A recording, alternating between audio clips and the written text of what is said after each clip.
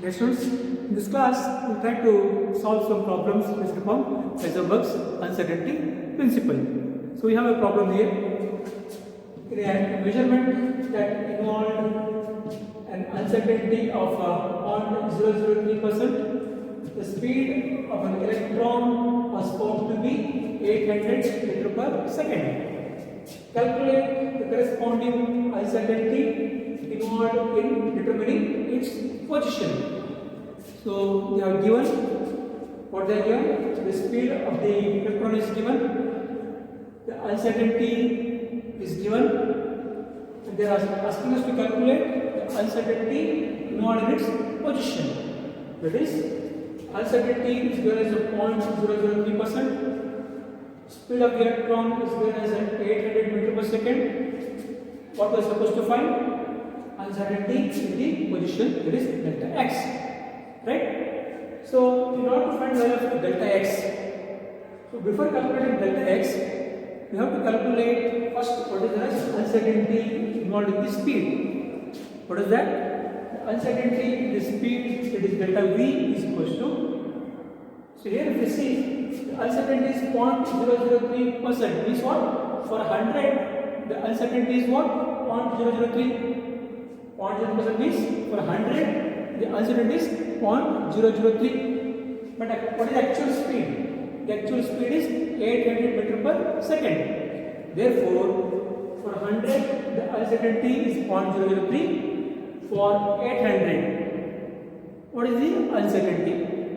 So if you simplify this, we get the value of 0.024 meter per second. That is going to be what? The delta v value or the uncertainty involved in the speed, 0.024 meter per second. Now, you have the Heisenberg's equation, delta x and delta px greater than or equals to h square by 4 pi. What we are supposed to calculate? Delta x. Therefore, delta x is greater than or equals to h by 4 pi into delta px. This delta px is what? The uncertainty in the momentum. Uncertainty in the momentum. This delta px can be expressed as m into delta v. What is m? Mass. What is v? The velocity. So momentum is basically mass into velocity. So in this case, delta px is taken as m into delta v. We know the value of h times constant.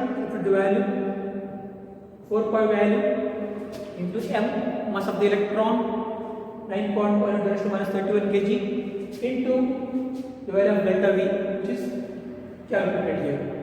We substitute all these values and simplify, we get the value of delta x, or the uncertainty involved in the measurement of position of the electron is going to be equals to 2.4 into 10⁻³ meter.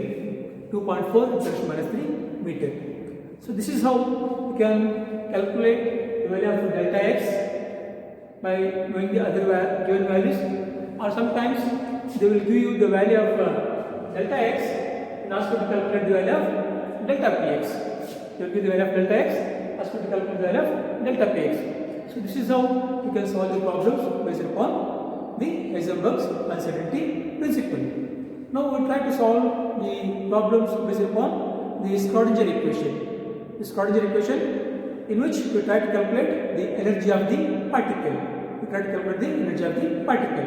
Now we have a problem based upon Schrodinger's equation. That is, an electron is bound in an one-dimensional potential well of width 1 angstrom, but of infinite wall height.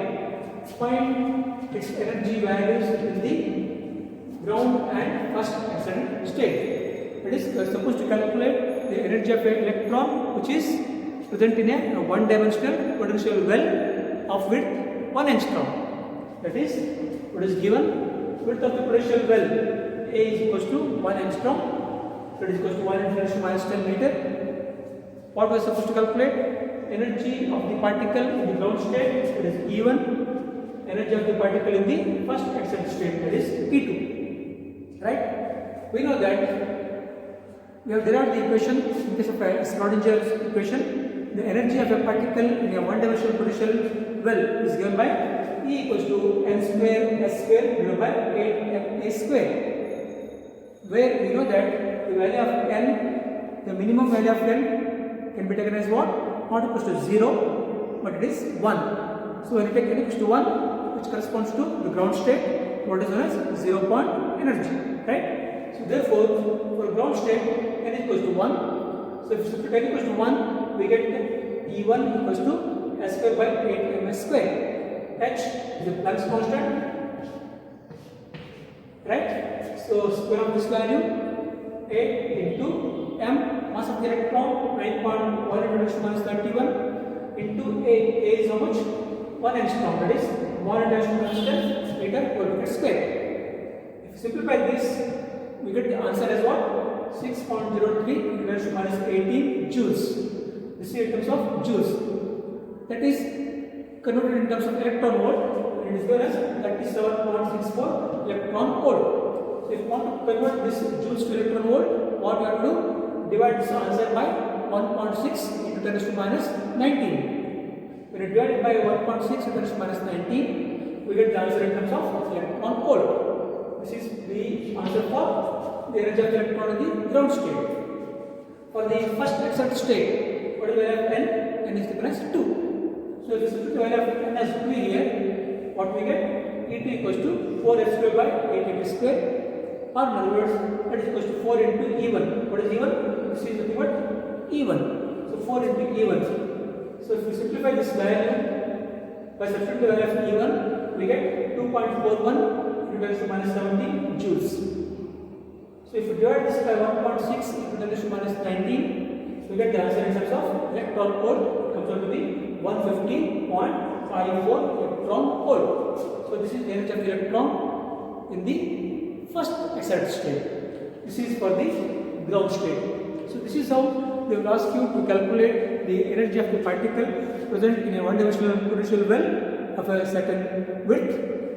They will ask you to calculate the ground state, first excited state, second excited state, third excited state, and so on.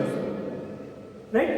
Or in other words, they may give the energy value and then ask you to calculate the width of the potential well.